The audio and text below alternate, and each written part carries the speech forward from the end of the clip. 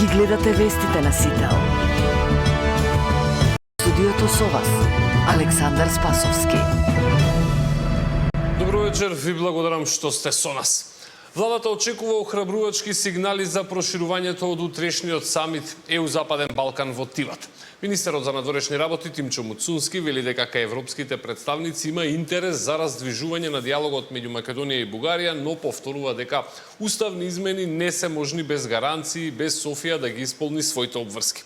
Опозицијата обвинува дека власта нема европски план. Ивана Соколович најдова е на оваа тема. Македонската влада очекува охрабрувачки сигнали за проширувањето на утрешниот самит ЕУ-Западен Балкан во Тиват. Шефот на дипломатијата Муцунски вели дека чувствува желба кај европските представници за стимулирање на диалогот меѓу Македонија и Бугарија. Без да ја толкува последната порака на Кошта од Скопје, вели дека за владата не постои алтернатива освен полноправно членство во Унијата. Ја повтори позицијата дека нема услови за уставни измени без гаранции додека Софија не ги спроведе нивните обврски. Очигледно е дека во моментов постои сериозен интерес од страна на земјите членки и на европските институции за раздвижување на политиката за проширување и доколку тој интерес е искрен, секако и за нашиот спор ќе се најде соодветно европско решение. Веројатно една од темите на дискусии ќе биде, бидејќи се очекува присуство на канцеларот Мерц, како тој ја гледа политиката на проширување. Еден од позитивните сигнали што ги слушаме, но веројатно изворно ќе го слушнеме во Тиват, е дека и тие идеи кои што тој ги образложи во своето писмо не се толкуваат алтернативно, односно дека ќе има некој нов модел без пат кон полноправно членство, туку како еден паралелен процес кој што би се одвивал.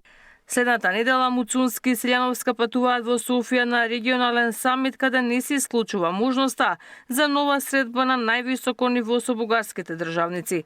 Следната недела очекувам јас и претседателката Силјановска и да бидеме во Софија. Има еден регионален настан, каде што повторно ќе се среќаваме со нашите колеги, повторно ќе разговараме. Во овој момент нема, но не би се изненадили доколку има некоја средба на високо ниво, секако ќе ви го најавим. Опозицијата пак обвинува дека власта не нуди европска перспектива, доказ за тоа се и пораките на Кошта од Скопје дека единствен услов за членство се уставните измени. Пред Македонија се наоѓа историска шанса, која или ќе ја искористиме, или ќе чекаме повторно децении за да го фатиме европскиот колосек. Цената за жал ќе ја плати државата, ќе ја платат граѓаните, ќе ја платиме сите ние.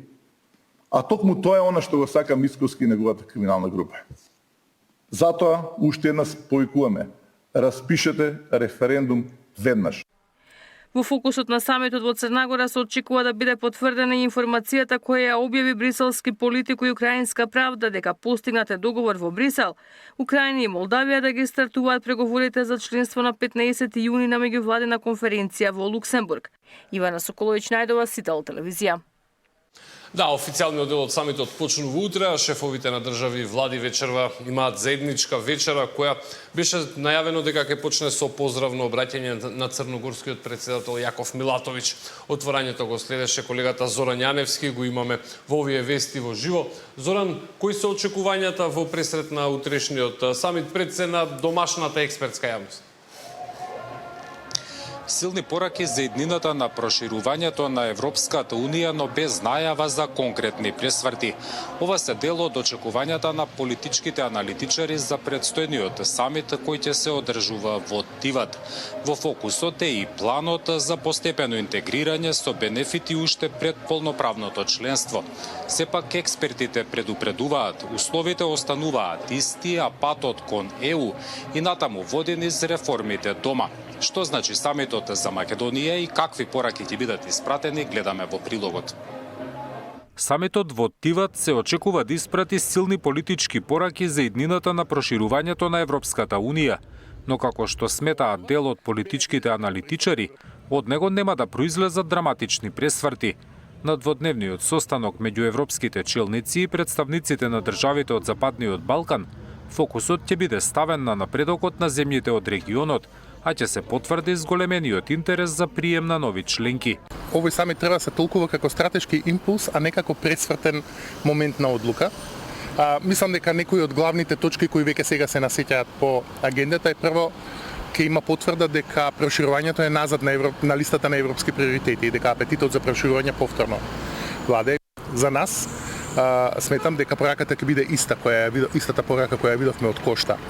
Тука дека заобиколна врата нема, дека кој да биде процесот на проширување условите ќе останат исти и дека било кој пат кон почеток на преговорите води низ уставните измени. Една од клучните теми на самитот ќе биде идејата за постепено приклучување кон унијата на 6 земји од Западен Балкан. Според планот, државите кандидати треба да добиваат дел од придобивките од членството уште пред формалниот прием. Тој план има за цел на земјите како Македонија, Босна и тие кои не се веќе во оригиналниот процес да им даде некакви бенефити како напредуваат постепено. Значи тој не е, повторувам, не е замена за предпристапниот процес, но е негово надополнување. Овозможува бенефитите како пристап до европскиот пазар, учество во културните и научните форуми и така натаму да се користат пред полноправното членство. Сепак, тој нема да ги замени основните услови, ниту за Македонија, ниту за Босна во предпристапните преговори. Според аналитичарите, самитот во Тиват ќе донесе нова енергија во процесот на проширување на ЕУ, но не и олеснување на условите за членство. Македонската владина делегација ќе предводи премиерот Христијан Мицкоски и како што велат од владата, на самитот ќе се разговара за соработката и ЕУ интеграцијата на земјите од регионот. Зоран Јаневски, Сител телевизија.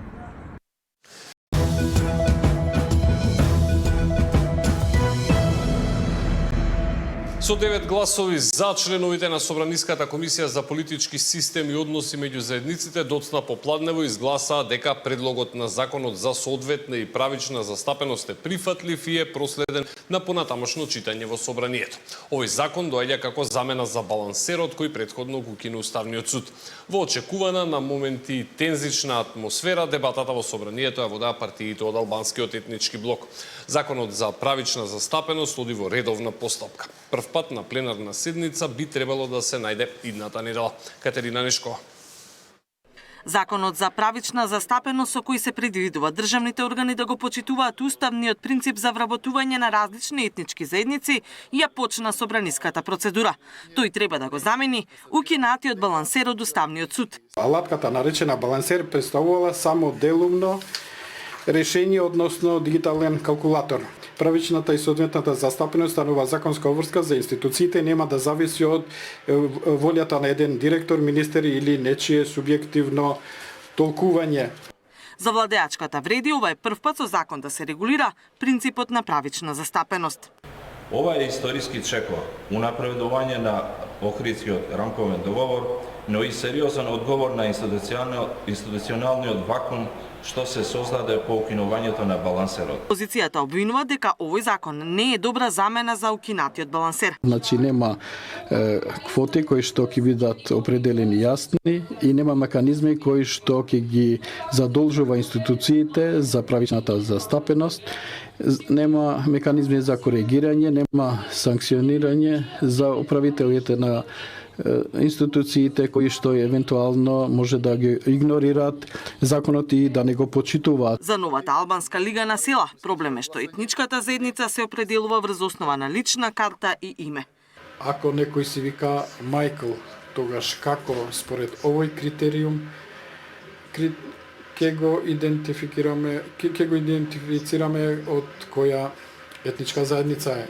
Иако не се изјаснува дали се за или против, на комисиската расправа забелешки дадоа и од СДСМ. Дали сте се запрашале некогаш колку членови од кабинетот на премиерот се од друга етничка заедница, освен од македонска? Предходно пратениците преку Комитетот за односи меѓу заедниците расправа и за тоа какво бедентерово мнозинство треба да биде применето за овој закон. Дали со мнозинство од сите пратеници или со мнозинство од присутните пратеници што припаѓаат на немнозинските заедници.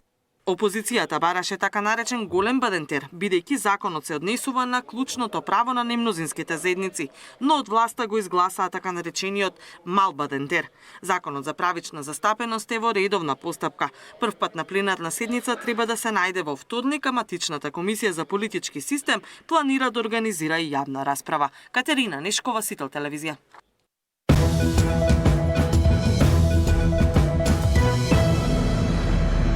Агенцијата за храна и ветеринарство ќе го проверува целиот производствен процес во фабриките кои произведуваа млечни производи кои не одговараа на декларираните вредности.